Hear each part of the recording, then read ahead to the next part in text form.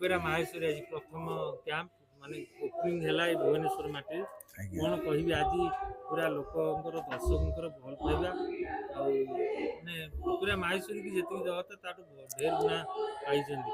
କ'ଣ କହିବେ? ଅପେରା ମାହେଶ୍ୱରୀ ପ୍ରଥମେ ମୁଁ ଜୟ ଜଗନ୍ନାଥ, ଜୟ ମା ମାହେଶ୍ୱରୀ। ଓଡ଼ିଶାର ଗଣିତ ଯାତ୍ରା ପ୍ରେମୀ ଦର୍ଶକ ବନ୍ଧୁ ଏବଂ କମିଟି ବନ୍ଧୁମାନଙ୍କୁ ଯାତ୍ରା ମାହେଶ୍ୱରୀ ପରିବାର ତରଫରୁ ଅନେକ ଅନେକ ଶୁଭେଚ୍ଛା ଏବଂ ଅଭିନନ୍ଦନ। ଆଜି ଅପେରା ମାହେଶ୍ୱରୀର ଶୁଭ ଉଦ୍ଘାଟନ ଦିବସ। ଆମେ ଆଶା କରିନଥିଲୁ ଯେ ଆଜି ଶୁଭ ଉଦ୍ଘାଟନ ଦିବସରେ ଆମେ ଏତେ ସଂଖ୍ୟାରେ ଦର୍ଶକ ଆମକୁ ଭଲ ପାଇ ଆସିବେ ବୋଲି। ତ ମୋ ଆଶାତୀତ ଆଶା ପୂରଣ ହେଇଛି ଏବଂ ବହୁ ଦର୍ଶକ ଆଜି ଆମର ହଲ୍ ମଧ୍ୟରେ ପ୍ରବେଶ କରିଛନ୍ତି ଏବଂ ଆସନ୍ତାକାଲି ମଧ୍ୟ ଆଠାରୁ ବହୁତ ଅଧିକ ଲୋକ ହେବେ ବୋଲି ଆଶା ରଖିଛୁ। କାରଣ ନାଟକଟି ନିଶ୍ଚିତ ଭାବରେ ଭଲ ହେଇଛି ଏବଂ ଯାତ୍ରା ଦର୍ଶକଙ୍କ ପାଖରେ ପହଞ୍ଚି ପାରିଛି। ନାଟକ ଆଜି ପ୍ରଥମ ଦିନରେ ନାଟକ ଯେଉଁ ମଞ୍ଚସ୍ଥ ହେଉଛି ସବୁ କଳାକାରମାନେ ଖଟୁଛନ୍ତି ଏବଂ ଆମର ସାଜସଜ୍ଜା, ଲାଇଟ୍, ସାଉଣ୍ଡ, ଗେଟ୍ ସବୁ ଦିଗକୁ ଆମେ ଗୁରୁତ୍ୱ ଦେଇଛୁ ଏବଂ ଲୋକମାନଙ୍କର ଭଲ ପାଇବା ଅଛି ବୋଲି ଆମେ ଆଶା କରିପାରିଛୁ। କାଲି ଯେହେତୁ ଶନିବାର ପରଦିନ ସଣ୍ଡେ ଅଛି, ଆଜ୍ଞା, କାଲି ଆହୁରି ଆଠୁ ଡବଲ ନିଶ୍ଚିତ ଭାବରେ କାଲି ଡବଲ ଲୋକ ହେବେ। ଆଜି ତ ଆପଣମାନେ ଦେଖୁଛନ୍ତି କେତେ ଲୋକ ହେଇଛନ୍ତି। କାଲି ନିଶ୍ଚିତ ଆର 2 ଗୁଣ 3 ଗୁଣ ଲୋକ ହେବେ ବୋଲି ଆମେ ଆଶା ରଖିଛୁ। ପ୍ରଥମରୁ ଅପେରା ମାହେଶ୍ୱରୀକି ଯେଉଁ ଭଲ ପାଇବା ମିଳିଛି ସାରା ଓଡ଼ିଶା ଆପଣ ବୁଲିବେ ଅବିକା ନିଶ୍ଚିତ କ'ଣ ମାନେ ଦର୍ଶକ କ'ଣ ମେସେଜ ଦେବେ? ଦର୍ଶକମାନଙ୍କୁ ମେସେଜ ଦେବି ଯେ ସମସ୍ତେ ଆସିକି ଦେଖନ୍ତୁ ଯାତ୍ରା ଅପେରା ମାହେଶ୍ୱରୀ କ'ଣ ହେଇଛି। ଯେଉଁ ଆପଣମାନେ ଭାବିଛନ୍ତି ସେଟା ନିଜେ ନ ଦେଖିଲେ ଅନୁଭବ କରିପାରିବେ ନାହିଁ। ତେଣୁ ଆପଣମାନେ ଆସି ଦେଖନ୍ତୁ। ଆମର ନାଟକ, ସାଜସଜ୍ଜା, ଗେଟ୍, ଲାଇଟ୍, ସାଉଣ୍ଡ ସବୁ ଦିଗକୁ ଆମେ ଗୁରୁତ୍ୱ ଦେଇଛୁ।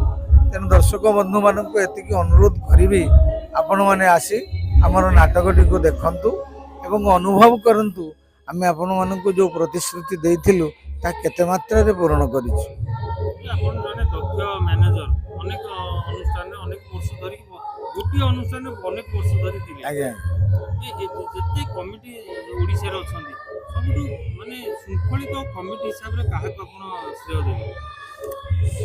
ଓଡ଼ିଶାରେ ଯେ ମୁଁ 22-25 ବର୍ଷ ଯାତ୍ରା ଜୀବନ ଭିତରେ ବାଘା ଯତୀନରେ ତ ଦୀର୍ଘ ଦିନ 22 ବର୍ଷ କଟିଗଲା। ତାପରେ ସିଂହ ବାହିନୀରେ ଆରମ୍ଭ କରିଥିଲି। ସିଂହ ବାହିନୀ ପରେ ମାହେଶ୍ୱରୀକି ମୁଁ ଆସିଛି। ମାହେଶ୍ୱରୀ ଏ ବର୍ଷ ନୂଆ କରି ତିଆରି ହେଇଛି। ତେଣୁ ଓଡ଼ିଶାରେ ଯେତେ କମିଟି ଅଛି କମିଟି ବନ୍ଧୁମାନେ ଏବେ ଏତେ ଖରାପ ନୁହନ୍ତି। ଆମେ ସେମିତି କହିପାରିବିନି ଯେ ଏଇ କମିଟି ଭଲ ସେଇ କମିଟି ଖରାପ, ସେ କଥା ମୁଁ କହିପାରିବି ନାହିଁ। କାରଣ ଆମେ ନିଜେ ପ୍ରଥମେ ଠିକ୍ ହେବା ଦରକାର। ଆମ ତରଫରୁ ଆମର ପ୍ରତିଶ୍ରୁତି, ଆମର କଥା ଆମେ ଠିକ୍ ରଖିଲେ ଆମ ପାଇଁ ସମସ୍ତେ ଭଲ। ଶୃଙ୍ଖଳିତ ଭାବରେ ନିଶ୍ଚିତ ସମସ୍ତଙ୍କୁ କହିବା ଯେ ସେମିତି କମିଟି ଖରାପ ହେଲା।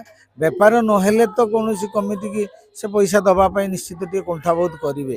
ଯେଉଁଠି ବେପାର ନହେଲା ସେଠି କୁଣ୍ଠାବୋଧ କରିବେ, କିନ୍ତୁ ବେପାର ହେଲେ ପଇସା କେହି ସେମିତି କୌଣସି କମିଟି ରଖନ୍ତି ନାହିଁ ଯେ ବେପାର ହେଲାନି ଆମେ ପଇସା ଦେବୁ ନାହିଁ। ସେମିତି କେହି ସେମିତି ଅନୁଭବ ମୁଁ କରିପାରି ନାହିଁ। 2026-27 ବର୍ଷ ଆଜ୍ଞା, କେତେ ପରସେଣ୍ଟ ଆପଣଙ୍କର ବୁକିଂ ହେଇଯାଇଛି ମାହେଶ୍ୱରୀ? 2026-27 ପାଇଁ ଆମର 60% ବୁକିଂ ସରିଯାଇଛି। ରେନି କ୍ୟାମ୍ପ ଯେଉଁ 2 ମାସ ଥିଲା ଅଗଷ୍ଟ ମାସ ସରିଯାଇଛି। ସେପ୍ଟେମ୍ବର ମାସର ରୋଟେସନ୍ ମଧ୍ୟ ସରିଯାଇଛି। ଅକ୍ଟୋବର ମାସର ପାଖାପାଖି 70-80% ସରିଯାଇଛି। ଅଳ୍ପ କେତେ ଫାଙ୍କା ଅଛି, ଅଳ୍ପ କିଛି ଫାଙ୍କା ଅଛି। ଡିସେମ୍ବର ମାସରେ ତ ଜେନେରାଲି ଗୋଟେ ଫାଙ୍କା ରହେ। ଡିସେମ୍ବର ମାସରେ କିଛି ଅଛି ଏବଂ ମେ ମାସ 15-22-23 ତାରିଖ ପରେ ଅଳ୍ପ କିଛି ଫାଙ୍କା ଅଛି। ହଁ, ନାଟକରେ ଆମେ ଆଶା ରଖିଛୁ ନାଟକ ମଞ୍ଚସ୍ଥ ହେଲା ପରେ ଲୋକମାନଙ୍କ ପାଖକୁ ନାଟକର ପହଞ୍ଚିଲା ପରେ ନିଶ୍ଚିତ ଭାବରେ ଆମେ ସକ୍ସେସ୍ ହେବୁ ଏବଂ ହାଉସଫୁଲ୍ ଆମର ବୁକିଂ ଶେଷ ହେଇଯିବ। ଧନ୍ୟବାଦ।